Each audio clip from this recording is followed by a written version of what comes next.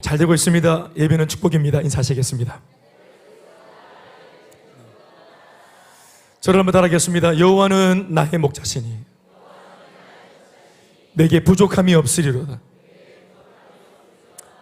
이어서 한번 해볼까요? 다 같이 그 자기 고백으로 시작. 여호와는 나의 목자시니 내게 부족함이 없으리로다. 아멘. 시편 23편 다윗의 말년에 그가 지었던 노래, 인생 전체를 회상하면서 과연 하나님은 내 인생에 어떤 분이셨는가를 노래했던 그 다윗 왕의 그 말년에 지었던 이 노래 고백이 사실은 그분은 한평생을 살았고 일생의 말년에 그 마지막 부분에서 부른 노래인데, 우리는 사실 말년에 인생을 살고 있지 않잖아요. 그러니까 다윗이 이미 그렇게 살아서 회상하며 과거의 하나님을 회상하는 것처럼 우리는 오늘 그것이 진행형이 되고 현재의 하나님이 되었으면 좋겠습니다. 다윗은 하나님이 나의 목자셨기 때문에 과거에 지금까지 나는 부족함이 없었다라고 고백을 했다면, 우리는 현재 진행형이기 때문에 지금 여호와가 나의 목자시기 때문에 나는 지금 부족함이 없습니다 라고 할 수 있었으면 좋겠습니다. 지난주는 1절의 말씀으로 말씀을 묵상했고 아무도 몰랐겠지만 1절의 말씀으로 묵상을 했다는 걸 알시기 바랍니다. 오늘은 2절과 3절, 2절 3절 말씀을 가지고 말씀을 묵상하겠습니다. 오늘 2절 3절 말씀은 이렇게 읽고 있죠. 그 첫 말씀의 문장이 그가 나를 이렇게 말하고 있죠. 그가 할 때 그가 누굽니까? 위에서 말했던 나의 목자가 되시는 여호와. 1절에서 다윗이 여호와가 나의 목자시다, 하나님은 나의 목자시다 라고 고백했는데 바로 그 목자가 되신 하나님, 그가, 그리고 나는 누굽니까? 목자 앞에서 한 마리 어린 양, 부족한 양, 여린 양, 그런 양인 나를, 이런 뜻이겠죠. 아멘 아멘. 그래서 목자가 되신 그 하나님이 양에 불과한 나를 구체적으로 어떻게 부족함이 없도록 인도하셨는가 하고 이제 구체적인 얘기를 하고 있는 겁니다. 따라합시다. 어떤 목자셨는가? 오늘 내용은 이런 목자셨다 하는 내용입니다. 아멘 아멘. 그래서 잠시 우리는 다윗이 아니기 때문에 다윗이 그냥 여호와는 나의 목자셨다, 부족함이 없다 이렇게 말하면 다윗 자기는 막 그 말을 떠올리면서 엄청난 상상을 하고 또 뭐 어떤 회고할 내용들이 있지만 독자인 우리들은 모르기 때문에 오늘 이 다윗이 진짜 구체적으로 자기가 체험했던 체험담, 그가 어떻게 나한테 목자의 역할을 했는가, 나는 그 당시 그 목자 앞에서 어떤 양으로 있었는가, 그걸 구체적으로 듣기 원하는데요. 오늘 본문에서는 한 4가지의 이야기로 이 내용이 구체적으로 적혀 있습니다. 이것은 그냥 어떤 시적인 어떤 고백이 아니고 다윗이 직접 경험했던 자기 인생의 경험담을 놓고 고백을 한 것이니만큼 우리들에게도 이것이 체험되어야 합니다. 제가 영어를 잘 모르지만 오늘 좀 특별히 본문은 영어를 좀 같이 좀 구사를 좀 해야 되는데 어려움이 많습니다. 오늘 기도를 또 인도에서 온 친구가 기도를 하고, 또 제가 알기로 또 우리 캐나다에서도 오늘 예배로 오신 분도 계시고, 또 우리 뉴요커도 와 있고, 할렐루야. 또 어디서 왔어요? 경산에서도 왔고, 그래. 또 제가 알기로 영상으로 실시간으로 또 예배를 캐나다 토론토, 또 캘거리, 그리고 밴쿠버에서 지금 드리고 있다고 제가 알고 있습니다. 하여튼 할렐루야. 그래 아마 영어 단어 틀리면 큰일 나는 기라. 그래 오늘 예배 전에 우리 서준 국장님 모시고 저 방에 들어가갖고 검수를 좀 받았어. 쫄리가지고. 그래서 오케이 하면서 이제 김 목사님 됐습니다. 연습 많이 준비하셨네. 통과 이래가지고 오늘 섰어요. 그래서 나의 선한 목자가 되시는 그 예수님, 또 하나님, 다윗이 만난 그 하나님, 우리는 만나야 되겠는데 우리에게도 이런 목자가 됐었으면 참 좋겠다 하는 열망이 있습니다. 진짜로. 저는 보잘것이 없는 인생이기 때문에 그야말로 겸손하게 말하려고 나는 어린 양입니다 이게 아니라 저는 개인적으로 정말 저는 어린 양입니다. 털 다 뜯긴 어린 양입니다. 주변을 보면은 호시탐탐 나를 노리고 있는 그런 승냥이 떼들이, 이리 떼들이 침을 질질 흘리면서 보고 있는 것만 같은 사면초가의 위기 가운데 정말 나 혼자서는 길을 찾지 못하는 어리석은 참 무지한 그런 양이라는 사실을 제가 잘 알고 있습니다. 그러니까 여러분들은 저보다는 좀 나은 양이겠죠? 그러나 그래봐야 양입니다. 공부를 많이 했습니까?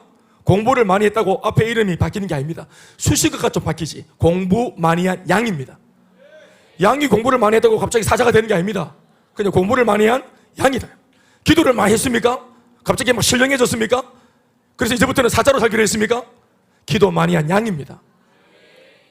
말씀을 많이 읽은 양입니다. 그러니 우리는 양이기 때문에 우리는 존재론적으로 목자가 필요합니다. 우리가 어떤 행위를 하더라도, 우리 삶에 어떤 그 수식어를 붙이더라도 우리는 존재론적으로 우리는 양이기 때문에 목자가 필요합니다. 그래서 목자가 없으면 불완전합니다. 그래서 반드시 하나님이 우리의 목자가 되어 주셔야만 합니다. 아멘, 아멘. 오늘 다윗이 자기의 체험을 놓고 말하는 어떤 목자셨는지 말해줄게요 하고 불러 제치는 이 두 절의 말씀을 통해 듣겠습니다. 첫 번째는 어떤 목자셨는가? 만들어주시는 목자셨습니다. 예, 앞으로 만들어주실 것이 아니고 본인이 경험할 때 이렇게 나의 삶에 관여하셔가지고 하나님은 나의 인생을 만들어주시는 분이셨다, 이렇게 말씀하셨습니다. 만들어주시는 목자, 따라합시다. 만들어주시는 목자. 말씀 구절은 2절에 이 부분입니다. 그가 나를 푸른 풀밭에 놓이시며 라는 부분입니다. 이 말씀 읽어보실까요? 그가 나를 푸른 풀밭에 놓이시며.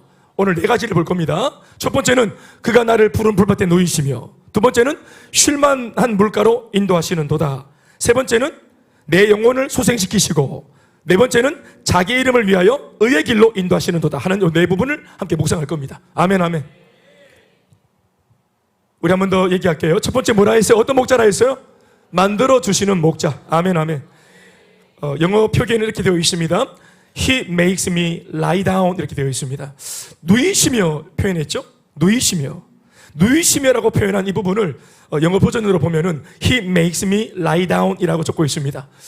제가 이제 잘 몰라서 영어 성경을 또 열어보고 또 사전을 좀 열어봤더니 이 lie down이라는 이 말은 자동사입니다. 사실 눕다라는 표현에서 lie down이 있고 lay down이 있습니다. L-A-Y라고 쓰는 lay down. lie down은 내가 눕는 것이고, 쉽게 말하면 lay down은 누가 나를 눕히는 것입니다. 그런데 오늘 본문을 보시면은 내가 누웠다. 사실은 영어 표기로는 내가 누운 겁니다. lie down이라 했으니까 내가 스스로 누운 겁니다. 그런데 앞에 있는 단어를 보시면은 He makes me라고 적고 있습니다. 그러니까 내가 누운 것처럼 보이지만 그러나 누울 수 있도록, 내한테 그런 의지와 결정을 내릴 수 있도록 환경을 만들어 주신 분은 하나님이십니다.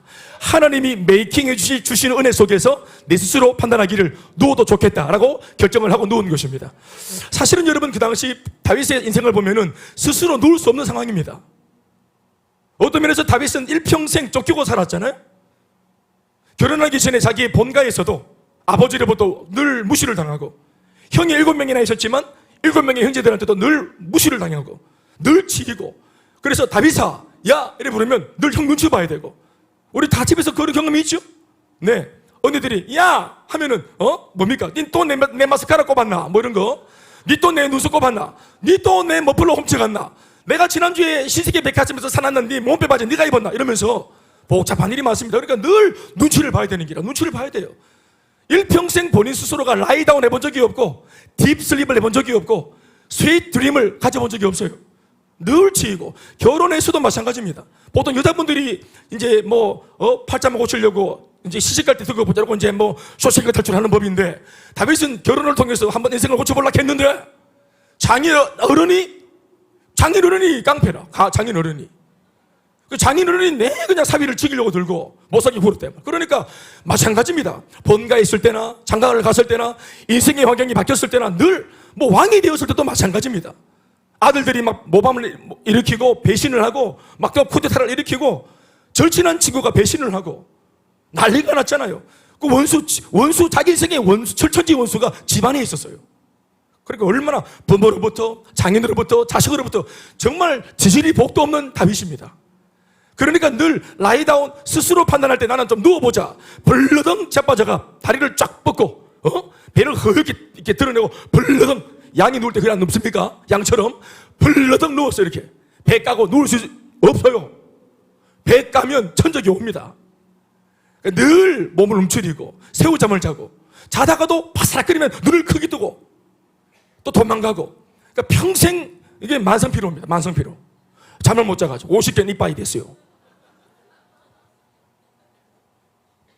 그러나 영적인 해석을 이 본문의 가미를 좀 해보면, 사실은 양 스스로가 누운 것이 아니라 누웠다고 되어 있지만 스스로 누운 게 아닙니다.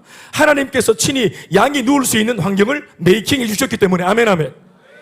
믿음을 주시고 은혜를 주시니까 물리적으로는 지금 에워싸여 있는데도 불안정한데도 믿음이 생기니까 스스로 판단하기를 누구도 좋겠다, 라이다운해도 좋겠다, 딥슬립해도 좋겠다. 우리도 오늘 이런 주님을 만나야 합니다. 우리가 얼마나 지금 잠 못 이루고 있습니까? 예? 얼마나 염려, 걱정, 근심. 회사 업무 마치고 돌아와서 이미 이제 퇴근했는데도 머릿속에 끊임없이 영업하시는 분들 계시죠? 집에 와서 머릿속으로 끊임없이 일하시는 분 계시죠? 공부가 끝났는데도 머릿속으로 잘 때 끊임없이 안 풀리는 수학 공식 돌리는 분 계시죠? 푹 자나? 몸은 지금 다른 곳에 있는데도 마음이 빼앗기고 생각이 빼앗겨서 좀체 자ям이 없는, 누워서 평안함을 찾을 수 없는 우리의 인생과 다윗의 과거의 삶은 너무나 닮았습니다. 그런데 양이 누울 수 있는 배짱이 있도록 하나님께서 우리의 마음속에 또 우리 외부에 메이킹 하십니다. 믿음을 주십니다. 믿음을 주시는 것이 하나님 입장에서는 메이킹을 하시는 겁니다. 아멘 아멘. 그래서 어떻게 하십니까? 그가 나를 푸른 풀밭에 누워도 그냥 눕는 게 아니라 푸른 풀밭에 누웠다 이렇게 말하고 있죠. 이 양으로서의 다윗이 벌러덩 누워있던 그 풀밭은 어떤 곳입니까? 양에게 있어 풀밭은 뭡니까? 치열한 삶의 현장입니다. 더 좋은 양질의 풀, 그것도 여리고 싱싱한 어린 순과 같은 풀을 두고서 수많은 다른 양들과 치열하게 경쟁을 해야 먹고 살 수 있는 곳입니다. 그러나 구체적으로 말하면 그것은 양들의 치열한 싸움이라기보다는 그 양을 책임지고 있는 목자들 간의 경쟁입니다. 그렇겠죠? 그러므로 양의 운명은 목자의 수준과 직결되어 있다고 보시면 옳습니다. 더 부지런하고 더 살뜰하게 양을 돌보는 훌륭한 목자를 둔 양들은 이미 질 좋은 미래가 보장이 된 셈입니다. 믿습니까? 양의 운명은 어디에 달렸습니까? 누구를 만나느냐, 양은 어떤 목자를 만나느냐, 인생이 결정되어지는 겁니다. 그러나 게으르고 나태한 목자를 둔 양들은 그들의 운명은 별로 미래가 신통치 못합니다. 그런데 오늘 다윗이 고백하고 있는 목자는 어떤 목자라고 노래하고 있습니까? 푸른 풀밭에 누이게 두시는 목자라고 그는 고백합니다. 그가 경험한 하나님은 푸른 풀밭에 배짱 있게 믿음 가지고 벌러도 누워도 좋을 만큼 환경을 책임져 주시는 하나님. 푸른 풀밭에서 꼴을 먹게 해주는 정도가 아니라 이미 그 수준을 넘어서 그 양질의 푸른 풀을 실컷 배불리 먹고 이제는 양들이 그 풀밭에 들어누워 있도록 만들어주시는 목자라고 노래하는 것입니다. 아멘 아멘. 푸른 풀밭을 만들어준 게 아니라 메이킹은 뭡니까? 들어누워 있을 수 있도록 메이킹한 겁니다. 목사님 들어누운 게 그렇게 중요합니까? 또 다윗의 노래 속에 그렇게 바빠 죽겠는데 들어누웠다는 이 점을 그렇게 강조하고 있습니까? 여러분, 우리한테는 들어누웠다, 누이시고 이게 별로 안 중요하지만 아까도 말했지만 다윗한테는 이게 너무 중요합니다. 라이다운이 너무 중요하다. 일평생 원수 앞에서, 일평생 공격하는 사람들 앞에서, 배신자들 앞에서 언제 숨이 떨어질지 모르는 그 절체절명의 위기 속에서 그는 한 번도 라이다운 그런 결정을 내려본 적이 없다 했죠. 딥슬립, 스윗드림 해본 적이 없었기 때문에 오늘 이 다윗에게는 다리 뻗고 살 수 있다는 거, 염려, 걱정, 의심이 없이 푹 그렇게 딥슬립을 할 수 있다는 거, 숙면할 수 있다는 거, 이게 기적 같은 일입니다. 아내도 한 번씩 저한테 그런 얘기를 합니다. 아내도 한 번씩 여보, 나도 오늘 하루 종일 아무것도 안 하고 그냥 벌러덩 누워서 침대 위에서 그냥 뒹굴거리고 싶어. 아내가 한 번씩 그런 말 할 때가 있어요. 내가 참 미안할 때가 많습니다. 난 또 생각하기를 그냥 네가 들어놓은 거 쓰면 되는 거 아닌가 싶은데도 또 하여튼 할 일들 짜다리 많고 또 제가 자꾸 신방을 잡고 이러니까 그런 얘기를 한 번씩 할 때가 있습니다.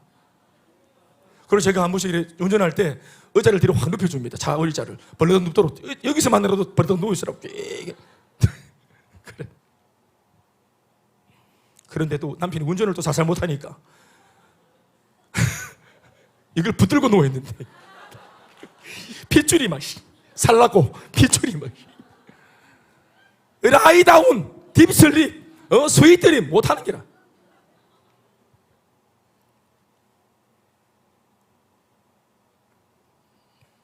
저도 개인적으로 이렇게 벌러덩 누울 수 있는 그런 상상을 한번 해본 적이 있는데요. 너무너무 간절했던 적이 있는데 한 몇 년 전에 얘기했죠. 제가 우리 장로님하고 같이 그 겨울에 2월 달에 등산 한번 했다는 얘기 했죠.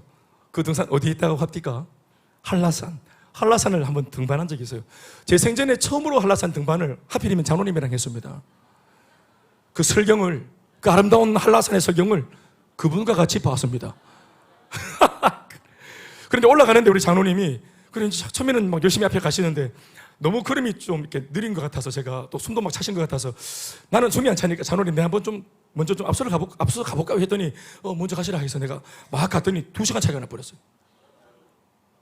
장로님은 이 2시간의 차이를 놓고 자기를 버렸다고 해석을 합니다. 저는 버린 게 아니라 그냥 저 만대를 향해서 간 것뿐인데 2시간 차이가 나쁘어. 그런데 하여튼 혼자서 열심히 올라갔는데 여러분 뭐 한라산 등반해 보신 분은 알겠지만 겨울에 올라갈수록 눈이 더 많아지죠. 푹푹 빠집니다. 나중에는 눈보라가 옆에서 막 칩니다. 그러면 올라가는데 눈보라가 확 치면은 몸이 휘청해요. 휘청한다고. 저같이 근육질의 남성도 휘청. 이 반응은 뭐지? 휘청. 휘청. 그래도 막 어금니 깨물고 이렇게 뭐 몸을 이렇게 바람 쪽으로 뉘면서 이렇게 막 악으로 깡으로 이렇게 올라갔단 말이에요. 올라갔는데 여러분 한라산 다 알겠지만 이렇게 쭉 올라가다가 마지막 정상에 돌산이 있어요. 돌산이 뿅 이렇게 올라가 있어요. 그게 한 100m에서 한 200m쯤 됩니다. 그 돌산이 이제 거기에 보면은 넘어질 수 있으니까 이제 철심을 박아가지고 로프를 쭉 매달아 놨어요. 난 처음에 이게 뭐 하는 건가 했더니 이게 손잡고 올라가는 건가 했더니 그게 아니고 왜 한쪽만 있으니까. 그게 양쪽에 있으면 손잡고 가는 건데 한쪽만 있어. 왜 그러냐면 바람이 일로 부니까 날아가지 말라고. 예, 이렇게 가드를 쳐놨다. 날아가다가 걸리라고. 그렇게 그 정도로 바람이 많이 불어요. 한쪽으로만. 그래서 여기 올라가는데 진짜 숨이 목까지 차왔다 이런 말이 맞을 정도로 이게 여기까지 올라왔어요. 이거는 해병대 정신으로 안 됩니다. 여기까지. 와. 아이젠 아시죠? 철로 이렇게 된 거 있잖아요. 이게 호랑이 발톱처럼 된 거 아시죠? 아이젠. 안다 해서 그냥 바쁜데. 그것도 사실은 안 하고 가려고 했는데 그것도 장로님이 이거 해야 된다고, 그래야 산다고 착경해 주셨어요. 착용해 주시고 돈은 내보고 계산하라 하시고 그래요. 하여튼 그런 이런 자세한 얘기를 해야 됩니다. 그리고 나는 그냥 집에서 가져갔던 평범한 평복을 입고 평상복 입고 갔는데 장로님께서 이거 입고 가면 죽는다고 또 잠바 하나 입혀주셔서 진짜로 올라가 보니까 그거 없었으면 죽었어요. 그래 진짜 막 이리 올라갔는데 한참 올라가는데 돌산에 딱 올라갔는데 바람이 너무 세게 불어서 포기하려고 마음먹었어요. 그래 포기하려고. 또 이것도 사실 혼자 있을 때도 입 바깥으로 말하기가 부끄러워. 왜? 내가 듣잖아. 아이 돌아가자 이런 말 하면 이게 자존심이 호상하지. 듣는 사람이 없어도 내가 듣잖아. 그래서 속으로 갈등이, 난 막 온몸이 말을 해. 돌아가라고. 이만하면 됐다고. 장로님도 이미 이제 안 돌아오시고 여기까지 꼭대기 올라간 줄 안다. 누가 뭐 정인이 있나? 그냥 한라산 보고 왔다 이래 하고 오면 되지. 그래. 그럼 한 명 막 들어서 내려가려고 싹 마음 먹는데 어떤 한 사건 때문에 끝까지 올라갔어요. 내 앞에 제주도 애들 같아요. 제주도 애들. 여고생 셋이 단발머리 요렇게 기미까지 단발머리 3명이 똑같이 머리 자른 애들이 아이젠 없고 그냥 나이키 신발 운동화 그리고 바지를 입었는데 덜렁 들렸어. 이게 살이 다 나와. 그리고 잠바 하나 입고 안에는 하얀색 보니까 반발 티셔츠야. 그리고 위에 파카 하나 입고 그리고 장갑도 없어. 이렇게 소매를 이렇게 넣어가지고 그러면서 밝은 얼굴로 서로 3명이서 막 얘기하면서 이렇게 하면서 웃으면서 얼굴 벌개가 터질 것 같은데 요 제주도 아이 셋이서 여고생이 웃으면서 걔네들은 뭐 이틀에 한 번씩 올라오나 봐요. 무태 것들이나 아이젠 착용하고 뭐 올라가지. 우리는 동네 마실 가듯이 야들 셋이서 내 앞으로 나는 막 숨을 몰아쉬면서 내려갈까 말까 이러고 있는데 애들 3명이 하면서 올라가더라고. 그리고 저까지 쑥 올라가 단번에. 그 자존심이 우와 진짜 우와 진짜 대한민국 해병대 696기 진짜 상승 해병 무적 해병 기시 잡는 해병 와 진짜 열받아. 그래가지고 완전 자존심이 가들은 나를 모르는데 혼자 너무 자존심이 상해서 걔들 뒤꿈치 보고 올라갔대. 뒤꿈치 보고 올라가. 그래 가다 보니까 정상에 도착을 했. 하나님께서 보내신 천사들이. 내 말은 그 자매들이 중요한 게 아니고 그 정상을 올라가는데 목사가 돼가지고 수준이 이 올라갈 때 저 높은 곳을 향하여 이런 찬송가가 떠올라야 되는데 이 와중에 사제 노래가 떠오르는 거예요. 사제 노래가 이 노래가 떠올랐어. 네, 준비했어요. 가사만 띄워줘요. 지겨운가요?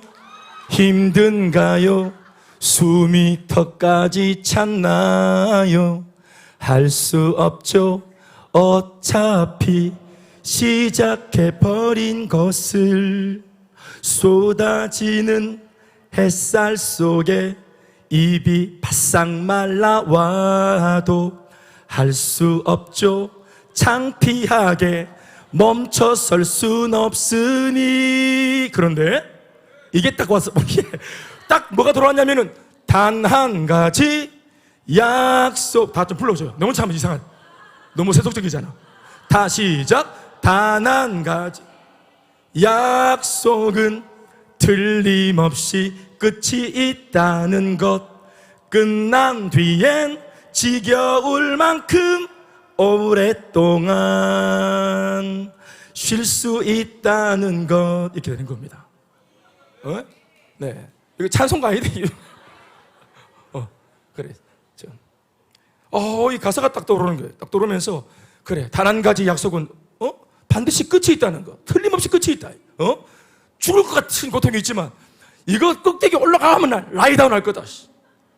나 수고 많이 했기 때문에 나 진짜 안식이 필요한데, 깨달았어요. 안식이 이게 그냥 안식이 아니고 똑같은 안식인데 요거 중량이 같아요. 질량이 같아. 그런데 이 안식, 누구에게나 똑같이 주어진 안식인데 인생을 놓고 최선을 다한 사람, 한 번도 포기하지 않고 굴복하지 않고 힘겹지만 뒤돌아선 적이 없이 절멸서 가더라도 계속 충성되이 주님 주신 길을 감당한 사람, 그래서 목이 숨이 턱까지 찬 사람, 그래서 정말 막 올라가면 막 들어누워야지 할 정도로 그렇게 막 그냥 온 몸이, 온 세포가 쉬자고 말하는데도 이걸 막 그냥 뒤로 하고 돌파해서 끝을 본 사람, 그 사람한테는 그냥 똑같이 주어진 안식이지만 이 안식에 200%를 쓰겠다. 적당히 올라간 백록담 옆에 있는 사람들하고, 백록담 맞지? 한라산. 이렇게 수고하고 막 2시간 이렇게 막 차이를 내면서 올라가가 막 이렇게, 금메달 따겠다고 올라가가. 그렇게 수고하고 올라간 저하고 안식이 다릅니다. 안식, 이 꼭대기의 분위기는 똑같은데 더 수고하고 포기하지 않고 그 쉼없이 달려간 사람한테는 이 안식, 들어서 누워 쉴 수 있다는 게, 아멘 아멘. 그만큼 다윗의 삶이 처절했다는 겁니다. 처절한 중에도 하나님을 외면하지 않으려고, 처절하고 원망이 충만한 그 불평 상황에서도 하나님을 원망하는 그 마음을 포기하려고, 온몸은 하나님을 저주해라, 하나님을 원망해라, 하나님 약속을 잊었다 하고 그렇게 나한테 말을 하지만 끝까지 그 불신과 싸우면서 하나님을 끝까지 인정하려고, 하나님께 고백을 드리려고. 이 고난이 언젠가는 끝이 난다. 이 문제가 언젠가는 해결될 수 있다. 내 하나님 살아계신다. 단 한 가지 약속은 틀림없이 끝이 있다는 것. 끝난 후에 지겨울 만큼 오랫동안 라이다운 할 거다. 여러분, 맨날 누워있는 분들은 이 말씀이 은혜가 안 될 겁니다. 수고하고 계시죠? 나름대로 분투하고 계시죠? 나름대로 믿음을 지키려고, 믿지 말라고 외치되는 마귀의 속삭임에 넘어가지 않으려고 애를 쓰고 계시죠?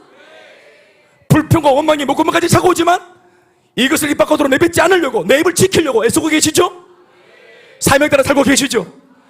정말 어렵고 힘겹지만 하나님 앞에서 숙제 동그라미 하려고 애쓰고 계시죠?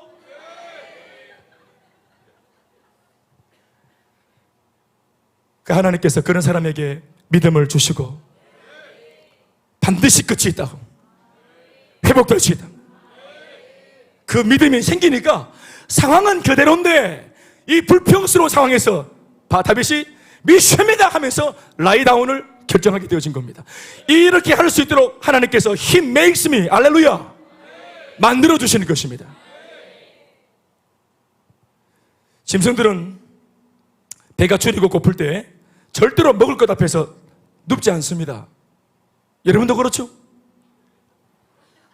오늘 간증한 우리 김병준 전도사는 절대로 먹을 것 앞에서 눕지 않습니다. 누가 때려 눕히면 모를까, 생존 본능이 끌어오르고 있는 야생의 짐승을 결코 먹을거리 앞에서 눕게 만들 수는 없습니다. 저희 집에 구피를 키우는데 요것들이 그냥 물고기입니다. 물고기. 이게 근데 알을 자꾸 까요. 어떻게 새끼들이 자꾸 생겨? 이 구피 이놈의 새끼들이 많아져요. 구피 새끼들이 자꾸 많아져요. 요한 거 아닙니다. 구피 새끼들, 구피 베이비 새끼들이 막 좀. 그래서 제가 이걸 떠가지고, 이거 사료를 떠가지고 딱 들면 어떻게 하는 이 구피들이 어디 막 이렇게 느긋하게 왔다 갔다 하다가 이걸 딱 들면 왕창 몰려옵니다. 먹을 것 앞에서 이 물고기도 배 뒤집고 배영하는 애가 없어요. 자유형, 저비형 막 달려옵니다. 도구리처럼 무리를 점프하면서 막 달려온대. 거짓말입니다.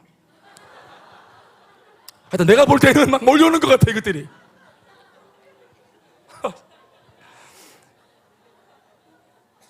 그런데 만일 이 짐승이 그 좋은 먹거리 환경 앞에서 드러누워 있다고 한다면 그 이유는 단 하나, 뭐겠어요? 이미 배가 부른 까닭입니다. 앞에서도 언급했지만 원어 성경에 보시면은 푸른 풀밭에 누이시고라고 하는 이 말씀에서 사용된 동사는 실제로 눕다가 아니라 눕게 만들다라는 말씀으로 되어 있습니다. 내가 누운 거 아니에요.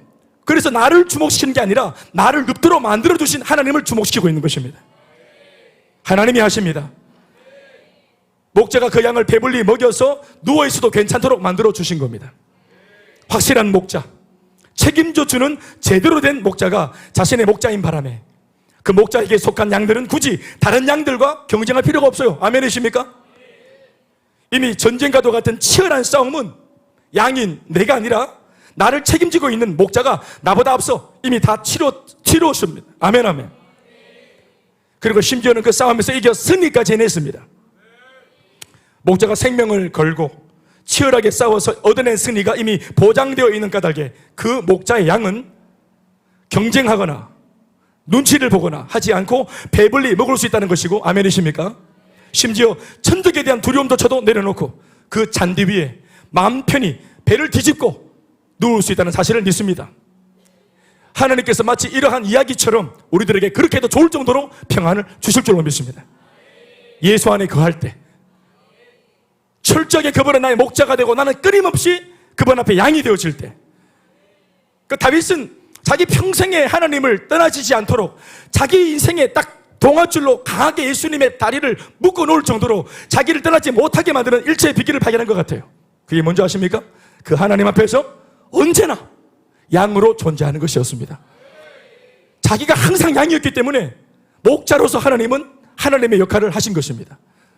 이 양이 더 이상 양이 아니라고 말할 때 하나님은 침묵하시는 겁니다. 그러나 다윗은 그렇지 않고 하나님을 평생 누릴 수 있는 일체의 비결을 발견했어요. 하나님을 붙들어 두는 일체의 비결, 이것이 우리에게도 필요한 줄 믿습니다. 우리를 떠나지 않는 주님으로 영원한 나의 목자로, 나만 바라보시는, 좀 표현이 그렇지만 나만 바라보시는 나의 목자로 양이면 됩니다. 우리가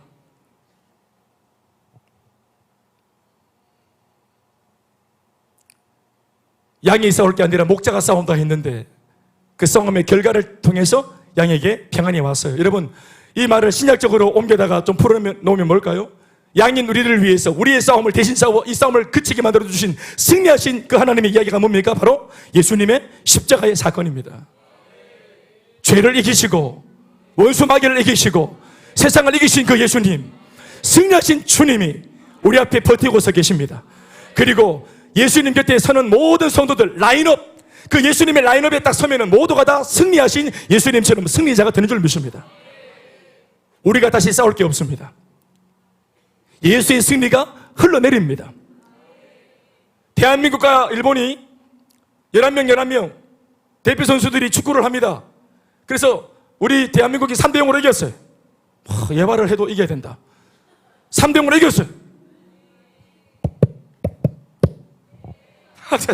네, 이겼어요. 그럼 여러분, 11명의 대표 선수가 이긴 겁니까? 한국 대표 선수가 일본 대표 선수를 이긴 겁니까?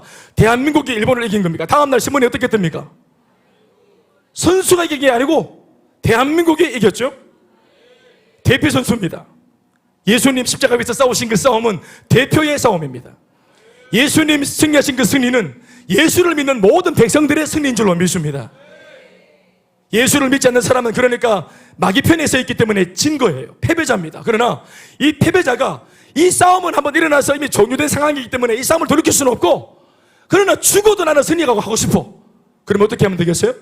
승리하신 예수님의 라인업으로 옮겨 타면 되는 겁니다. 전도되어 흑암의 나라에서 하나님 아들의 사랑의 나라로 적을 옮기면 승리한 이 나라의 승리가 곧 내 승리인 줄 믿습니다. 자, 이것이 바로 예수님이 말씀하시는 신앙 안에서의 승리입니다. 2000년 전 예수의 승리가 오늘 예수를 믿어도 내 승리가 되는 것입니다.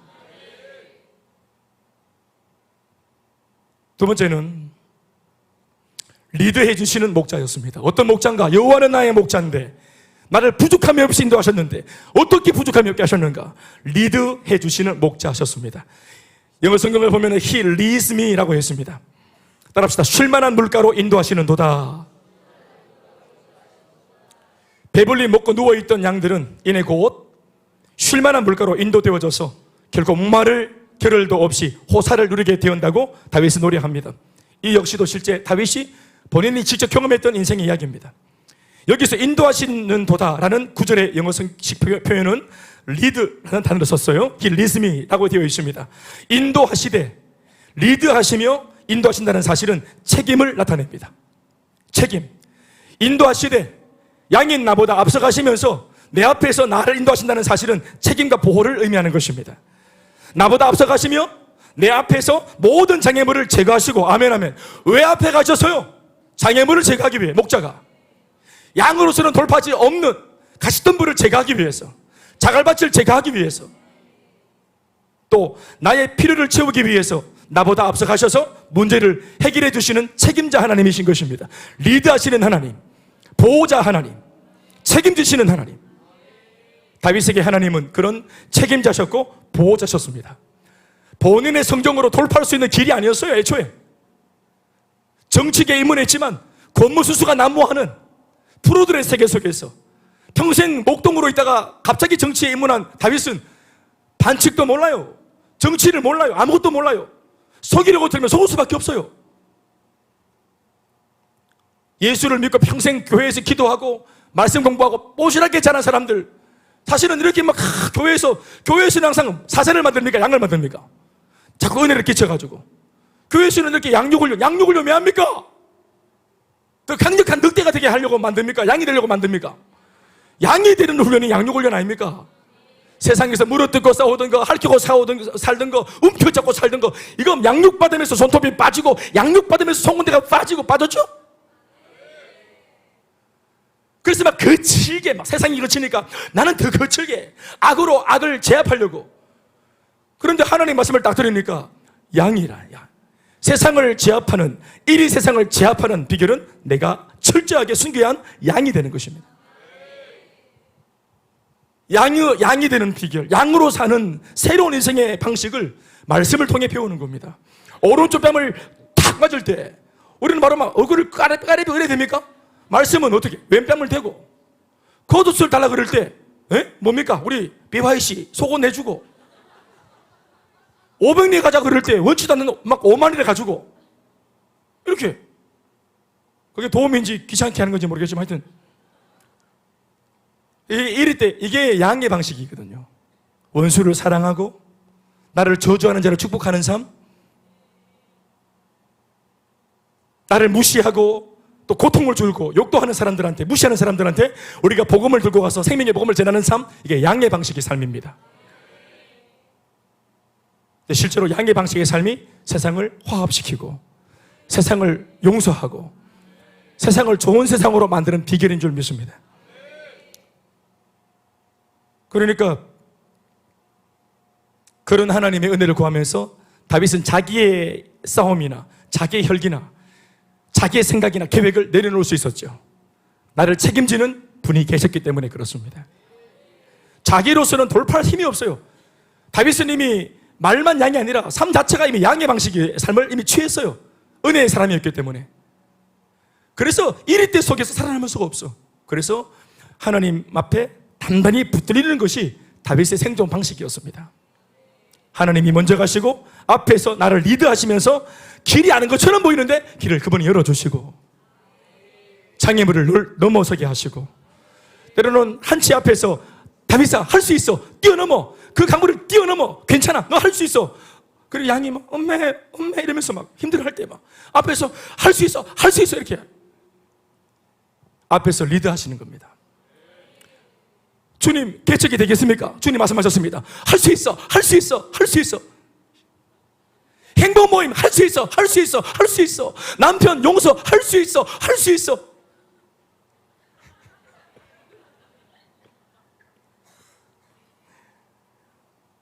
우리 요다엘 성적 할 수 있어.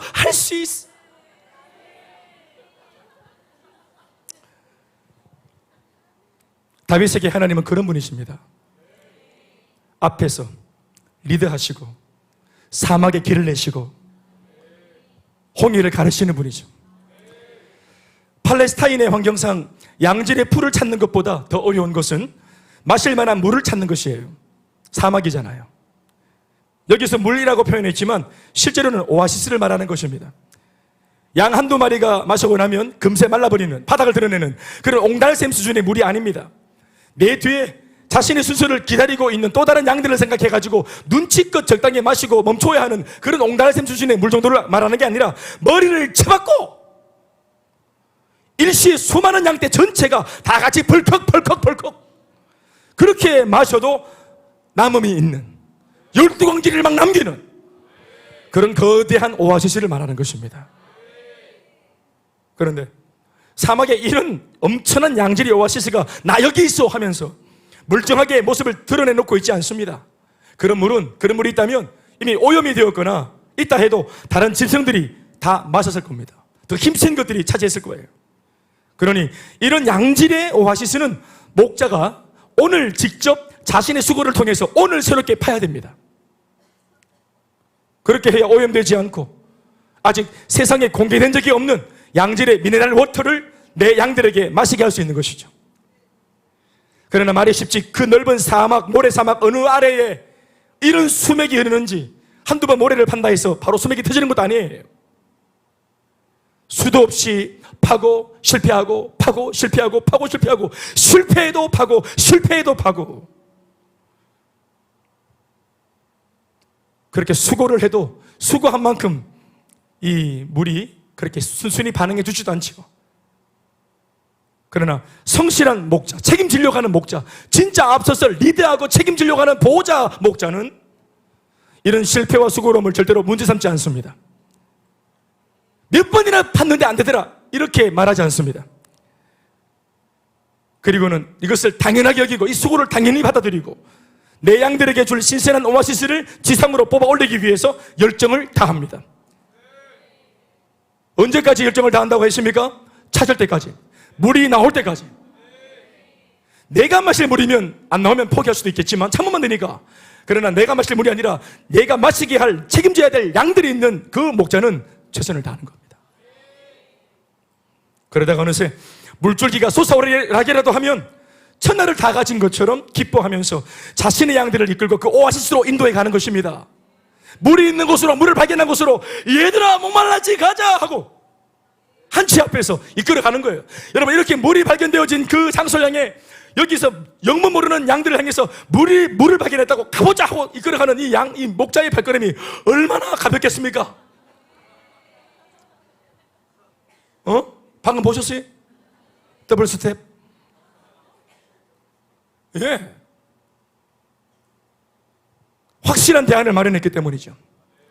사실 목자의 기쁨과 목자의 행복은 뭡니까? 바로 이것입니다. 목자의 기쁨과 행복이라는 것은 자기가 마실 것, 자기의 필요를 채웠을 때 기쁨이 아니라 내가 책임지는 양들에게 줄 수 있는 물을 발견했을 때, 그 양질의 물로 이걸 인도할 때 막 상상을 할 때 거룩한 상상이 막 일어나죠. 아멘, 아멘.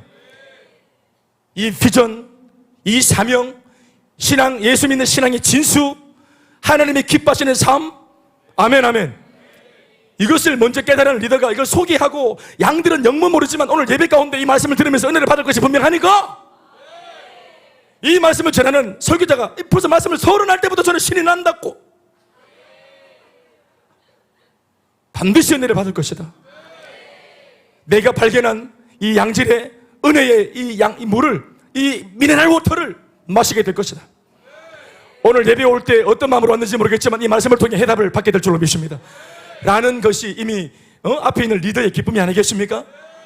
기도 충만하게 하고 뭔가 막 큰 노력을 충만하게 준비해서 막 진짜 막 셀리더가 막 이번 주 셀리 거의 가정부 막 오기만 해봐라 막 은혜를 막 모조리 다 받고 말 거다 이런 확신이 있는 셀리더는 모임 자체가 벌써 막 행복하죠. 다윗이 만났던 하나님은 그런 분이셨습니다.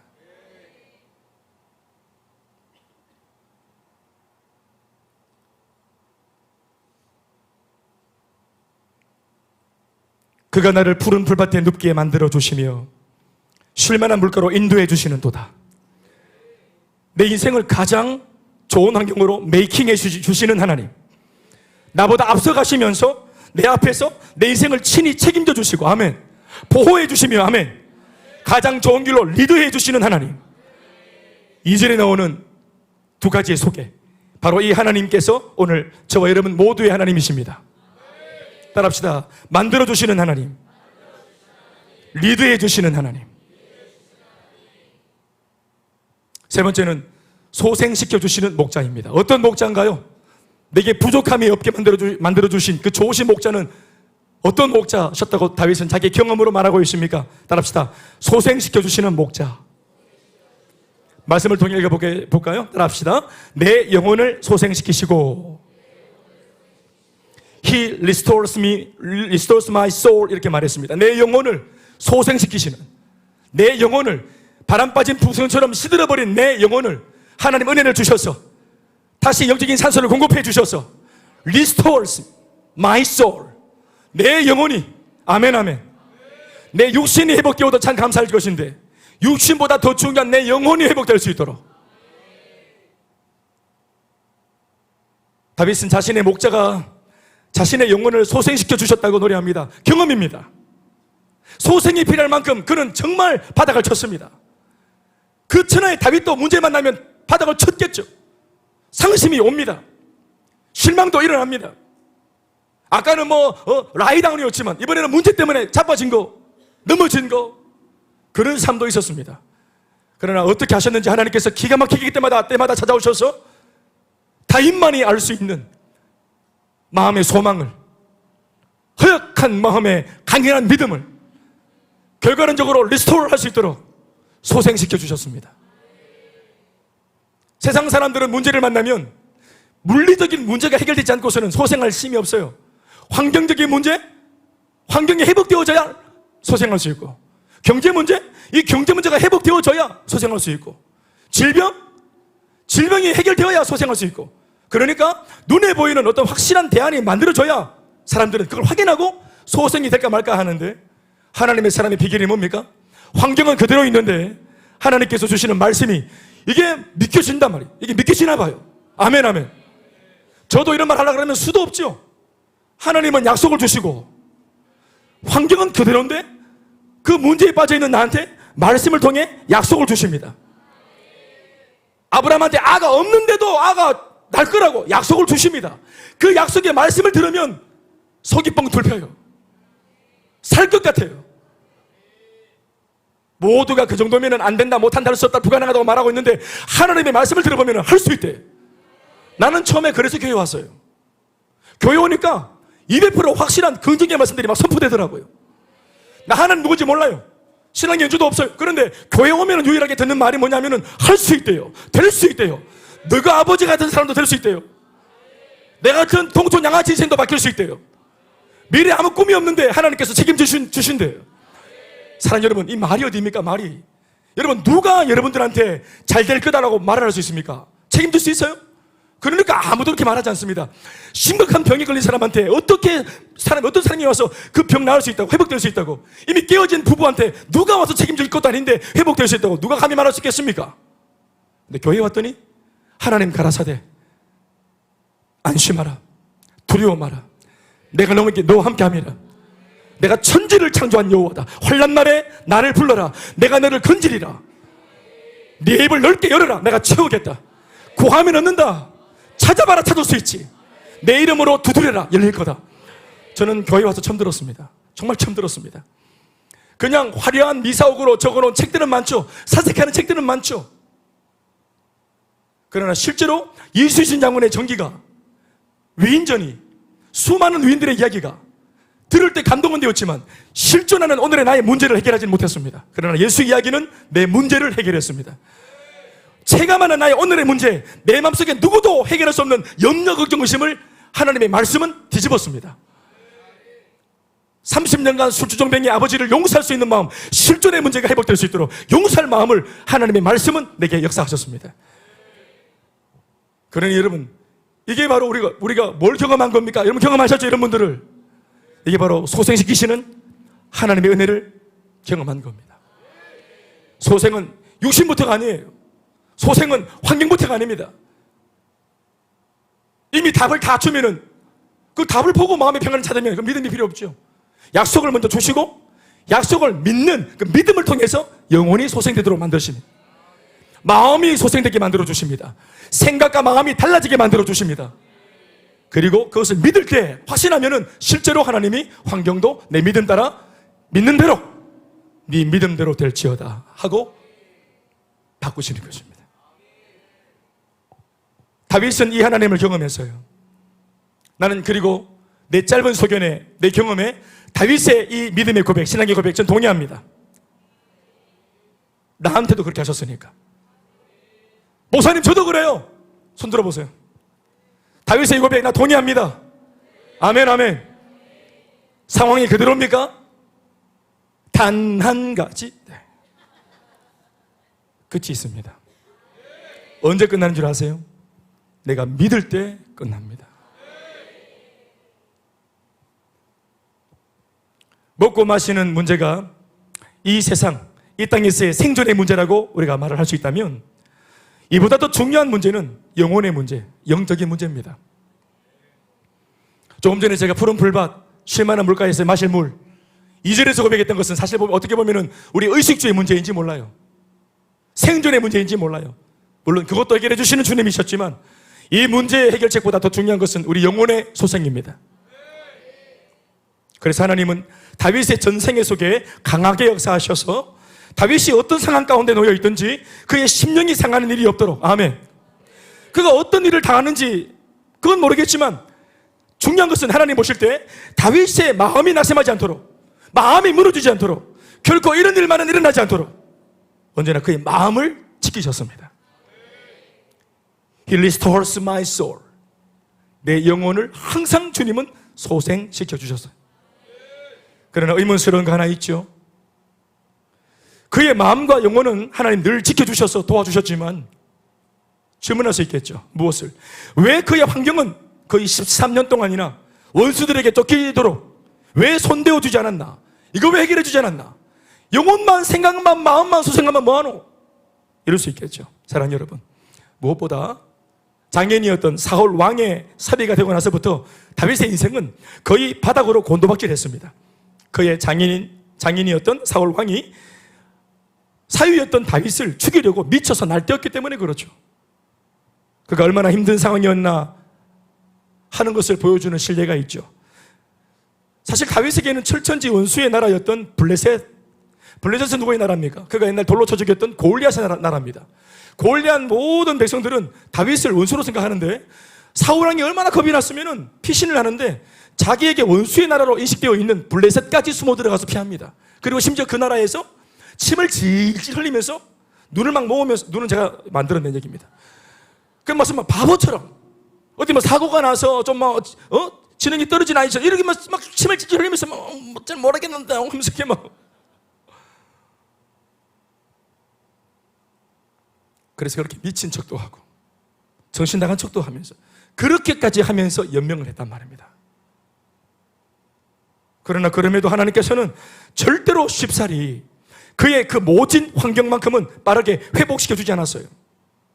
우리는 이 정도만 들어도 사실 화가 나고 오해하기 십상인데 하나님 왜 이렇게 하십니까? 이 장난하십니까? 할 수 있는데 그런데 희한한 거 있잖아요. 정작 그 고난 속에 빠져 있었던 당사자였던 다윗은 우리와 달랐어요. 하나님을 절대로 원망하지 않았어요.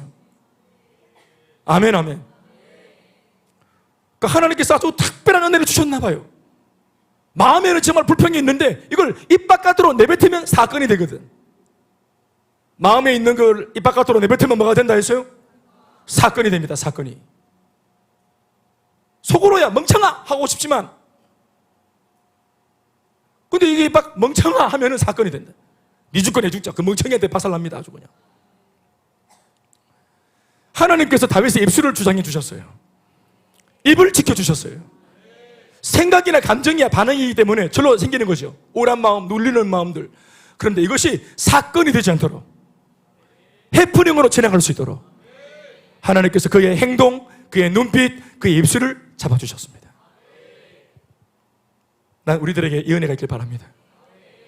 오히려 다윗은 그 상황을 당당히 받아들이고 순복하면서 그 굴욕적인 순간순간마다 하나님을 찾고 의지하고 하나님 앞에 끊임없이 기도하고 매달리는 과정을 가지게 됩니다. 할렐루야. 돌아보면 이 모든 과정을 통해서 미래의 진정한 이스라엘 왕 한 사람이 준비되고 있었다는 사실입니다. 그래서 하나님은 더 압박을 줬는데 불평하지 않고 기도를 하는 거예요. 다윗이 이만하면 됐다 싶은데 하나님은 달라. 또 압박을. 두 번째 압박 속에서 다윗은 또 기도해요. 5분 하던 기도 15분으로, 압박이 오니까 15분 하던 기도 30분으로, 압박이 오니까 30분 하던 기도 1시간으로. 아멘 아멘. 이것이 내가 뜻하는 대로 문제가 안 회복되었을 때 실패와 거절 앞에서 우리가 보이는 반응인 줄로 믿습니다. 거절을 위한 거절이 아니에요. 아이들이 처음에 그런 말 하면은, 그런 말 할 때 원래 목적은 그냥 그런 말 할 수 있는 거 보려고 그랬던 거 아니에요? 우리 엄마 아빠가? 그런데 욕심이 나는 거야.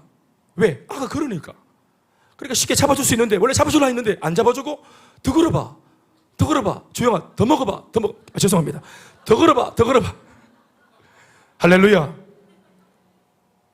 우리 이거 트레이너들 아시죠? 우수한 트레이너. 고객님 10개만 더 하고 아이스크림 먹읍시다. 그래요? 이제 죽을 것 같아요. 3개만 더 하면 베스킨라빈스다. 그러면 사람에게 모름지기 학계에 설명이 안 되는 힘이 있죠.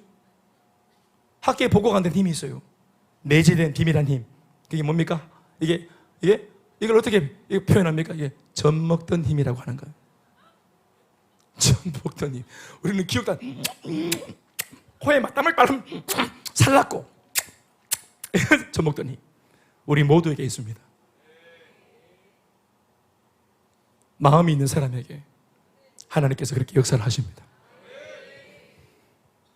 포기하려고 하는 사람은 죽었다 깨어나도 경험할 수 없는 성령이 역사하는 그 영역은 포기하지 않는 사람한테 경험되어지는 겁니다.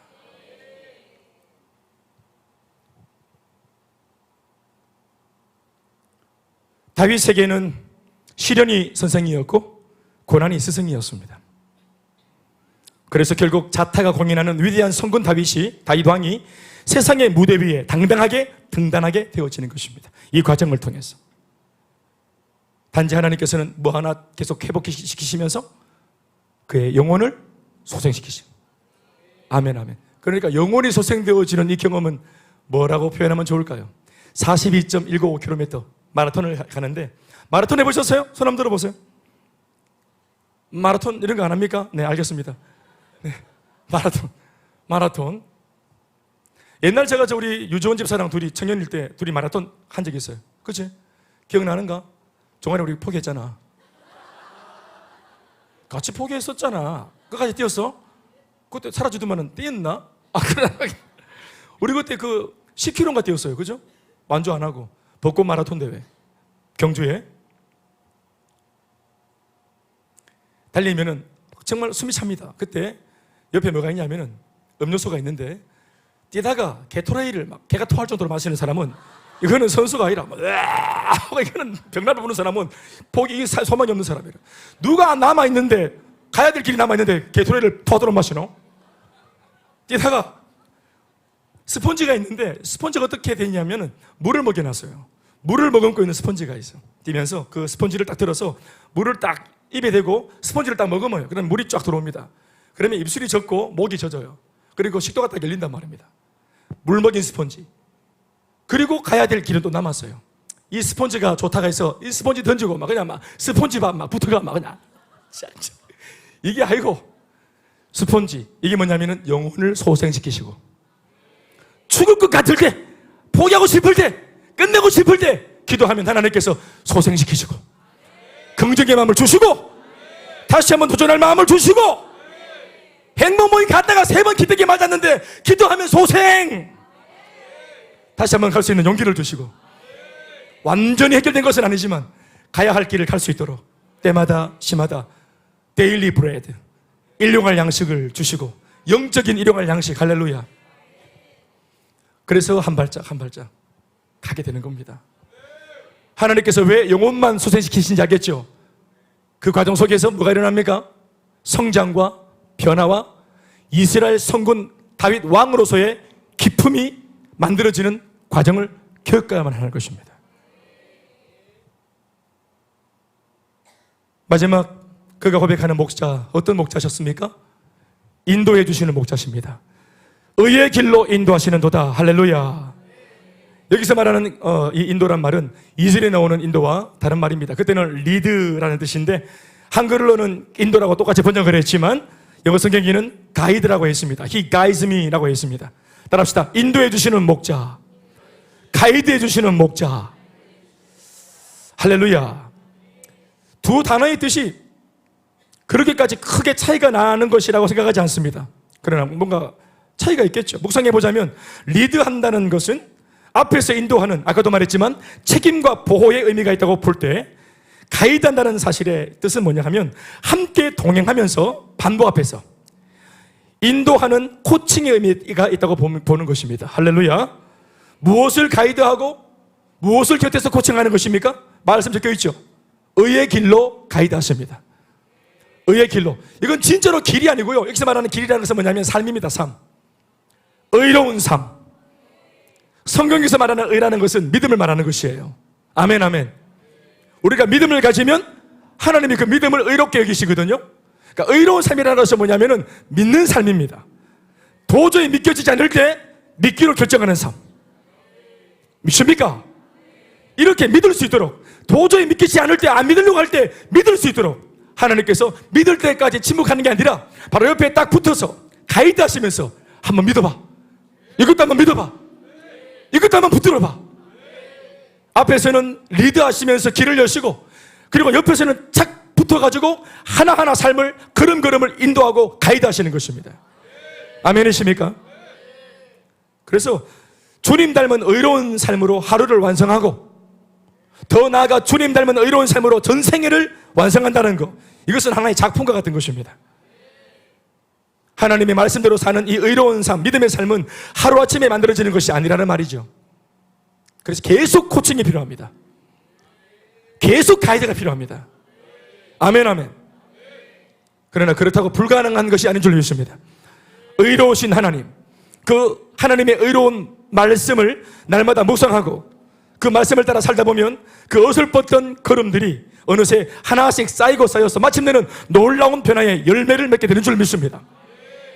다윗은 매우 불우한 환경에서 자랐습니다. 알다시피 그런 배경들은, 성장의 과정의 배경과 환경들은 다윗을 불이하게 만들 수 있는 아주 좋지 못한 환경들이었어요. 가정의 가풍이 건강하지 못하면 그걸 보고 자라는 아이들, 그 정서와 내면이 굉장히 불안전해진다는 걸 우리 알고 있습니다. 부모가 보여준 가정의 모습들, 부부가 보여준 부부의 세계, 학교에 가서도 또 좀 그렇게 정서가 좀 삭막한 친구들, 또 좀 과격한 친구들, 또 이런 친구들과 같이 공유를 하다 보면은 이 아이 내면의 성장 과정 속에서 이렇게 불이할 수 있는, 의롭지 못한 삶을 결정할 수 있는 그런 환경들이 만들어져 버려요. 그런 면에서 다윗은 바로 그런 환경 속에서 자랐어요. 어린 시절 부모로부터 사랑을 충분히 받지 못했죠. 형제들 간에도 별로 존재감이 없었어요. 다 그런 건 아니겠지만 유년 시절의 불안정한 환경과 정서는 그 사람의 인격과 성품이 형성되는 과정에 지대한 영향을 주게 되어 있습니다. 충분히 햇볕을 받지 못하고 음지에서 자란 나무와 같다고 보시면 됩니다.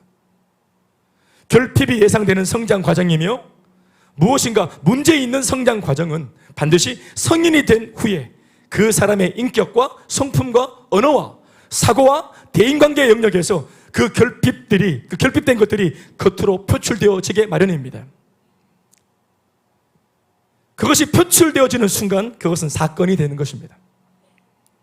그 사건으로 자신이나 혹은 자신으로 인해 타인이 상처를 입게 되고 그 문제는 악순환의 사이클로 이어져서 그 사람의 평생을 두고 더 짙어지기도 하고 더 깊어지기도 하고 지독해집니다.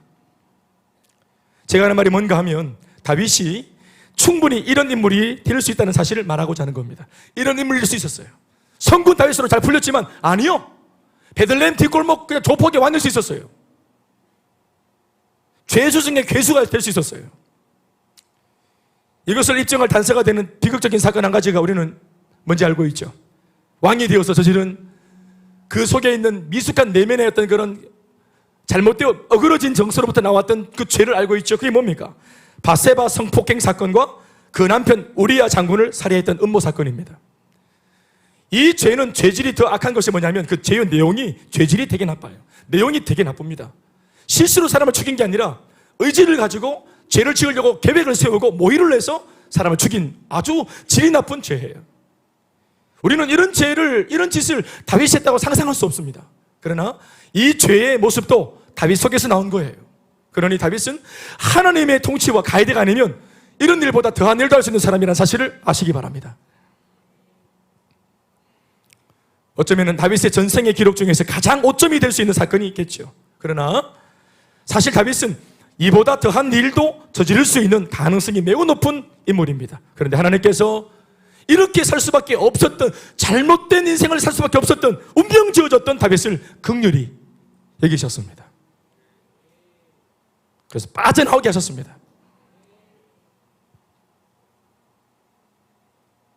이런 다윗의 인생 속에 하나님은 목자의 모습으로 직접 뛰어드셨고 바로 곁에서 말씀을 들려주시고 성령으로 감동을 주시고 내면의 음성을 들려주시면서 그렇게 불의하지 않도록 의롭게 살 수 있도록 말씀 따라 살 수 있도록 구약의 개념에서는 예수님의 어떤 의미가 좀 부족하지만 예수 닮은 삶을 살 수 있도록 가이드 하신 것입니다. 예수님이라면 어떻게 하셨을까? 이 상황에서 주님이라면 어떤 선택을 하셨을까? 인생을 살면서 한 번도 생각해 본 적이 없었던 인생의 기준, 주님이라면 어떻게 하셨을까? 이러한 주제를 놓고 다윗에게 끊임없이 가이드 하셨어요. 거룩한 아주 굉장한 성공한 임금 성군이라는 이름의 다윗 왕. 성군이란 별칭과 너무 거리가 먼 사람이었잖아요. 그런데 하나님께서 이렇게 거룩한 걸음으로 인도하시는 바람에 성군 다윗 왕이 된 겁니다. 우리도 그렇게 인도하신 걸음 때문에 나름대로 조금 예수의 의로움을 닮아가는 세리더, 조금은 주님을 조금 닮아갈 수 있는 목회자로, 또 국장으로, 양육받은 하나님의 일꾼으로 이 정도 자란 겁니다. 아멘이십니까? 지속적으로 말씀을 듣고 배우면서 부족해도 그 말씀대로 살면 어려워질 수 있습니다. 말씀대로 살려고 몸부림을 치는 과정 속에서 거룩해질 수 있습니다. 말씀대로 살면 완전히 다른 삶을 살 수 있습니다. 다른 인생을 살고 싶다면 다른 삶을 살아야 됩니다. 그 다른 삶이라는 것은 세상의 어떤 정보로 사는 삶이 아니라 말씀대로 사는 삶입니다. 완벽하지 못해도 근사치가 나옵니다. 말씀 뵙겠습니다.